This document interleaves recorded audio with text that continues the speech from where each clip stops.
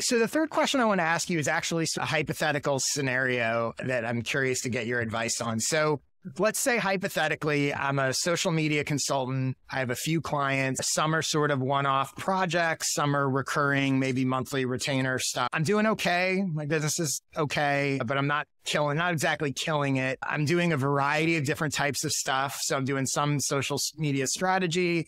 I'm doing some day-to-day social media management. I'm doing some Facebook ads.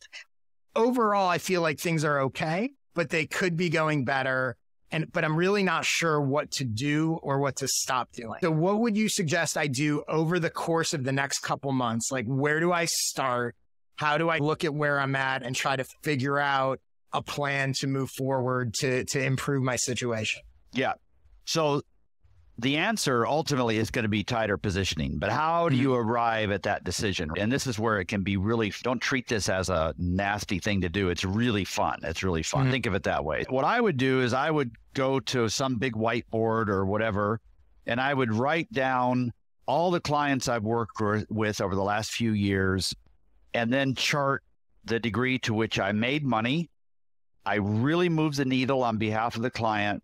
And then if you want to add a third one, I really enjoyed the work, right? Then do that one day. The next day, come back and say, what's the pattern here? Oh, if I have a client that has a broad presence across 4 or 5 social media channels, I really move the needle. Or, you know what?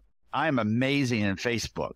So you make this decision where you narrow down your impact so that you have more and more of those. I made a difference. I made money. I enjoyed the client relationship. That becomes more of a public funneling. You can still accept work outside of that, but publicly you're looking for this. So you're just saying, listen, I could work for anybody, but if I'm really going to move the needle and be profitable, I need to do this. So you just start to look for those patterns because your positioning is going to emerge from something you've already been doing. And think of it in 2 categories. So think of it as what you're doing or who you're doing it for. Tight positioning answers both of those questions together. Now, and one can be very narrow. So you could do only a very specific thing for lots of different clients, or you could do lots of whatever a client needs, but only for very specific clients. So you tie those things together and figure out where the pattern is, where something emerges as more effective in your work. That's great. I think that's really, really helpful. Once someone does that, so they do that thinking through and they go, okay, here's really where I want to go. I'm at here doing all these different things. I want to narrow down. This is where I want to go. What is then the next step? Do they change sort of their messaging, like little things, their bio, their website? Do they start focusing all the messaging on that narrower niche? Do they start only creating content about that narrower niche? Like, how do they go from, okay, I know this is where I want to go, but I'm kind of known for these different things to different people and whatever. What are those sort of first steps do they stop talking about the other stuff? Do they stop taking clients that don't fit that narrow thing? What does that sort of evolution look like to get there? Yeah. So it has to be public, first of all. So this positioning is just nonsense work unless you're going to be public about it, right? But what happens when you become public about it? If you have enough clients that are going to fit the new positioning and the ones who don't aren't going to really care that much, then just rebrand publicly. And now this becomes your entire focus for the work that you look for, not the work that you accept. So you can still accept things out there. You're just not going to tell anybody about it, right? But if the new positioning is a little bit riskier and narrower, and you only have 2 or 3 clients who really fit the new thing, then just create a sub-brand, like a different website, not a different corporation or anything, separate sub-brand. But you don't want 2 marketing plans. So in most cases, nobody's had a marketing plan at all. They've just let it come across. So we only want to create 1 marketing plan. We have this generalist firm that you've been doing okay for all these years anyway. That's going to continue. All this work will still get referred to you. But now our new marketing plan is going to be focused just on this. And you can still accept stuff for a while. Usually it lasts for about 1.5 years.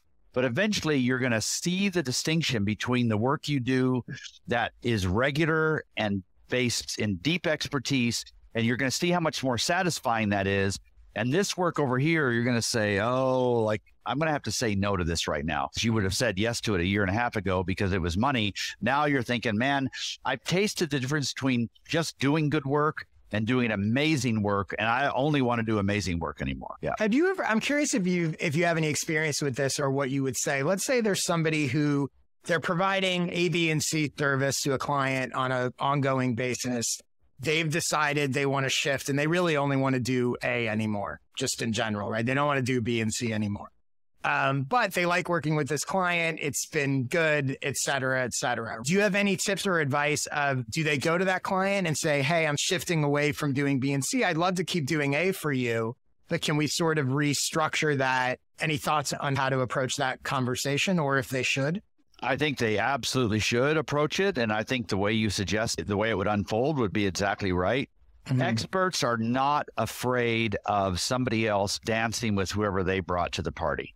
So it can work really well. Maybe the client needs to build that internal capability and you help them do that. Or maybe you just refer them to somebody else who's really good. I think experts are very comfortable being choosy about the stuff they do, and then not just saying no, but actually helping the client find the right solution with somebody else. Yeah, absolutely.